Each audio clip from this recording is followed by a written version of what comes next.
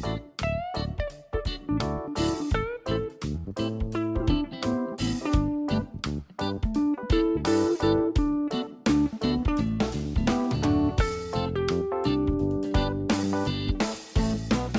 Friends, my kitchen my રેસિપીમાં આપનું સ્વાગત છે। આજે આપણે હલકી ફૂલકી ભૂખ લાગી હોય ત્યારે ફક્ત 10 મિનિટમાં બનીને રેડી થતો તેવો સુપર ટેસ્ટી એવો મમરામાંથી નાસ્તો બનાવીશું। ફક્ત થોડા જ ઇન્ગ્રીડિયન્ટ્સમાંથી આપણો હેલ્ધી અને ટેસ્ટી એવો નાસ્તો બનીને રેડી થશે।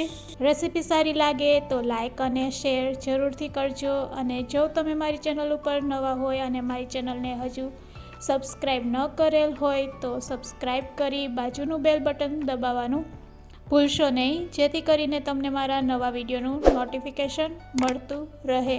તો ખૂબ જ ટેસ્ટી એવો ફક્ત 10 મિનિટમાં બની જતો એવો મમરાનો નાસ્તો બનાવવા માટે સૌપ્રથમ આપણે એક મોટા વાટકામાં આપણે મમરાને લેશું અને તેને એક બોલમાં લઈ લેશું અને પહેલાં તેને પાણીથી પલાળી દેશું।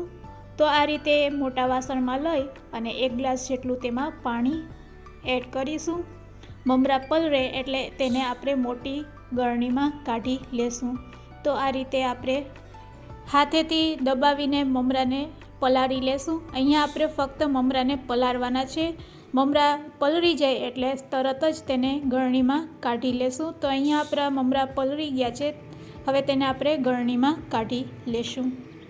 આ રીતે નીચે વાટકો રાખી અને મોટી ગળણીમાં આપણે મમરાને કાઢી લેશું, જેથી કરીને મમરામાં રહેલું પાણી છે તે દૂર થઈ જાય। અહીંયા મમરા આપણા સરસ પલળી ગયા છે, તેને ફરીથી એક મોટા વાસણમાં લઈ લેશું અને ચોપ કરેલી સમારેલી 1 નંગ ડુંગળી એડ કરીશું। સાથે સાથે ચોપ કરેલું સમારેલું લીલું મરચું 1 નંગ એડ કરીશું। સાથે સાથે તેમાં આપણે થોડીક કોથમીર એડ કરીશું અને પછી તેમાં આપણે લસણની પેસ્ટ એડ કરીશું। સાથે સાથે થોડુંક ખમરીને આદું પણ એડ કરીશું। હવે તેમાં આપણે મસાલા એડ કરીશું। તો ચપટી હળદર, ચપટી ધાણા જીરું પાવડર, અડધી ચમચી જેટલું લાલ મરચું પાવડર, સાથે સાથે થોડુંક આપણે જીરું એડ કરીશું, આખું જીરું અડધી ચમચી જેટલું, અને પછી સ્વાદ અનુસાર મીઠું તેમાં એડ કરી દેશું। બધા મસાલા એડ કર્યા પછી હવે તેમાં આપણે 2 ચમચી જેટલો ચોખાનો લોટ નાખીશું, તેનાથી સરસ ક્રિસ્પી પણ આવશે। સાથે સાથે 2 ચમચી જેટલો ચણાનો લોટ એડ કરીશું। બંને લોટ એડ કર્યા પછી હાથેથી સારી રીતે આપણે બધી વસ્તુને મિક્સ કરી લેશું।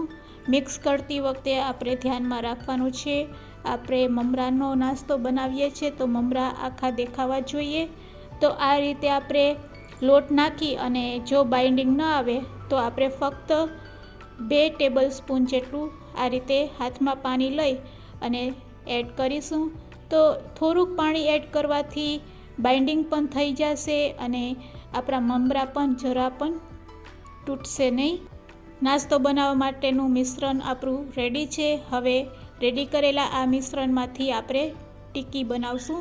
તો હાથમાં થોડુંક આપણે મિશ્રણ લઈ અને આ રીતે બોલ બનાવી અને પછી ઉપરથી આપણે તેને પ્રેસ કરીશું અને મીડિયમ સાઇઝની આપણે ટિક્કી બનાવી લેશું। તો બધા મિશ્રણમાંથી આપણે આ રીતે પહેલાં ટિક્કી બનાવીને રેડી કરી લેશું અને એક પ્લેટમાં મૂકતા જઈશું। તો આ રીતે આપણે હાથમાં થોડું મિશ્રણ લઈ અને વચ્ચેથી હાથેથી પ્રેસ કરી અને પછી તેને સરસ શેપ આપી દેશું। તો ખૂબ જ ઇઝી છે આ મમરાનો નાસ્તો બનાવવો, તમે જોઈ શકો છો। તો આ રીતે આપણે બધી ટિક્કી પહેલાં બનાવીને રેડી કરી લેશું।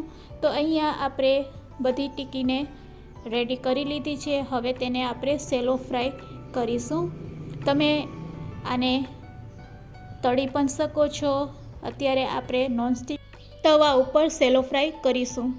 નોનસ્ટિક તવા ઉપર આપણે 1 ચમચી જેટલું તેલ લેશું અને તેને આ રીતે સ્પ્રેડ કરી દેશું। અહીંયા તમે આ નાસ્તાને તેલ વગર પણ નોનસ્ટિક તવા ઉપર આ રીતે ફ્રાય કરી શકો છો. તો આપણે અત્યારે થોડુંક તેલ લેશું, જેનાથી આપણો નાસ્તો સરસ ક્રન્ચી પણ લાગશે, ક્રિસ્પી પણ લાગશે અને ટેસ્ટી પણ લાગશે. તો આ નાસ્તો બનાવવો ખૂબ જ સહેલો છે. હવે મીડિયમ ટુ લો ફ્લેમ ઉપર તેને આપણે પકાવી લેશું. નોનસ્ટિક તવા ઉપર તમે તેલ વગર પણ આ નાસ્તો બનાવી શકો છો. અત્યારે આપણે થોડુંક તેલ તેમાં એડ કરીશું, જેથી કરીને તે એકદમ ક્રિસ્પી અને ક્રન્ચી બને. તો આ રીતે એક બાજુ પાકી જાય એટલે તેને આ રીતે પલટાવી અને બીજી બાજુ પણ તેને પકાવી લેશું. તો અહીંયા આપણે 2 થી 3 મિનિટ લાગે છે આ નાસ્તો રેડી કરતા. તો તમે જોઈ શકો છો સહેજ કલર ચેન્જ થાય એટલે પછી તેને આપણે આ રીતે પલટાવી લેશું અને 2 મિનિટ માટે ચડવા દેશું. તો અહીંયા આપણો નાસ્તો બનીને રેડી છે. તેને હવે એક પ્લેટમાં કાઢી લેશું. તો આ રીતે આપણે હળવા હાથેથી તેને પ્લેટમાં લઈ લેશું. રેડી છે આપણો ગરમા ગરમ ફક્ત 10 મિનિટમાં રેડી થઈને મમરાનો નવો નાસ્તો.